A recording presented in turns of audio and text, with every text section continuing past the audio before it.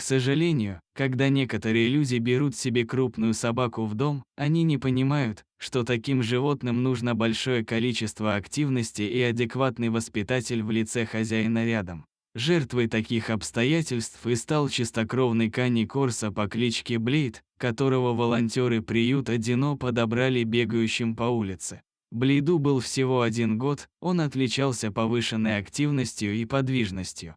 Кинологи, которые занимались волонтерской работой для приюта, начали обучать его командам и остались довольны его способностями и потенциалом. Породистому псу быстро нашелся хозяин. Молодой человек приезжал в приют, чтобы познакомиться с Блейдом, погулять с ним, а затем забрал его с собой.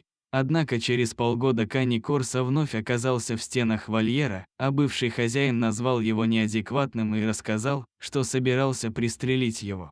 Волонтеры были в ужасе и не понимали, чем их подопечный заслужил такое отношение. После этого случая Блейда еще 2 раза забирали домой, но затем возвращались с неясными формулировками, слишком активный, переезд и так далее. Почти 4 года Кани Корса провел в приюте, радуясь лишь занятиями с кинологами и вниманию добрых людей. Волонтер Татьяна, которая на тот момент уже не 1-й год помогала приюту, знала о судьбе Блейда и приняла решение забрать крупного мальчика домой. Этот момент стал судьбоносным для нашего героя, так он навсегда обрел своего человека. Блейд много гуляет, играет и ведет активный образ жизни. Татьяна занимается со своим питомцем и рассказывает, что поначалу он мог укусить или грозно погавкать на нее, но это не стало поводом возвращать его обратно.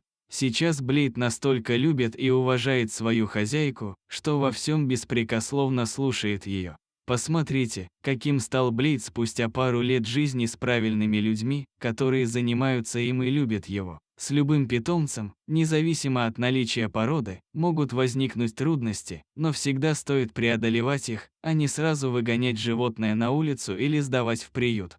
Помните, что животные любят нас, и любите их в ответ.